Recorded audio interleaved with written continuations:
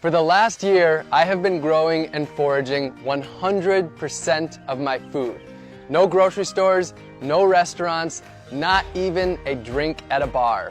Nature has been my garden, my pantry, and my pharmacy. I'm here in Orlando, Florida, and this abundant garden that I'm standing in right now, this was just a lawn like that when I started. I don't own any land, so to grow my food, I met people in my neighborhood and I turned their front yards into gardens and shared the bounty of food with them.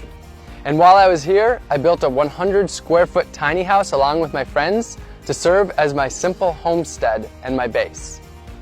In my gardens, I grew over 100 different foods, dozens of different greens packed with nutrients, sweet potatoes, yam, and yucca for my caloric needs, delicious fruits like papayas and bananas, pumpkins, carrots, beans, and beets, so many vegetables, and herbs and peppers to flavor all of my meals. And I also raised bees so that I could have my own candy shop right in my yard. In addition to the huge bounty from my garden, I foraged over 200 different species from nature. I harvested my salt from the ocean simply by collecting it and boiling it down. I got my caffeine from the native Yaupon holly tree. Not only was I my own grocery store, I was also my own pharmacist. I grew fresh turmeric and ginger right in my gardens. I harvested wild elderberries to make elderberry syrup to prevent cold and flu. I harvested reishi mushrooms and different medicinal teas, and also grew moringa, also known as the vitamin tree. I cooked up dozens of different healthy meals, fermented veggies to make sauerkraut, and made delicious beverages like honey wine and ginger beer. I whipped up delicious desserts and ate the healthiest of my entire life. And I even grew my own toilet paper. This project wasn't just about growing and foraging all of my own food though. It was about empowering others to grow their own food, to take back power from big ag, and ultimately to take back their health and grow their communities.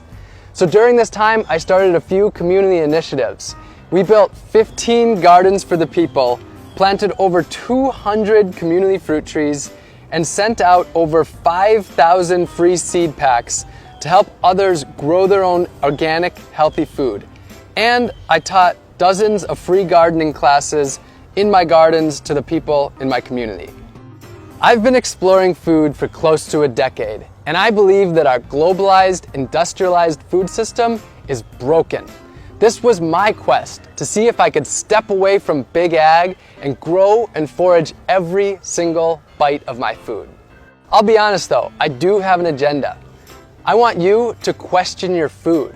Where did it come from? How was it grown? How did it get to you? And what was the impact that it had on the earth, other species, and the humans that grow that food? And if you don't like the answers that you find, I want to empower you to change them. The good news though is that you don't have to grow and forage all of your food. The solutions are there in your community. You can grow a little bit of your own food, maybe an herb garden on your windowsill, or some pots of tomatoes and basil on your balcony, or a raised bed in your front yard. And if you don't have any space at all, you can join a community garden. You can source your food locally and purchase from local farmers and gardeners. The farmers market is a great place to start. You can buy whole foods and cook more, rather than packaged processed foods that leave trash behind. And you can work with your community to make healthy foods for people in need. Grow a garden for your elderly neighbor, or start a grassroots organization to harvest the fruit trees in your community to distribute it to others. And this doesn't need to be a lonely journey. For most of us, food is at the center of our lives, and we can do this together in our communities. My year is over, but my journey of food has just begun.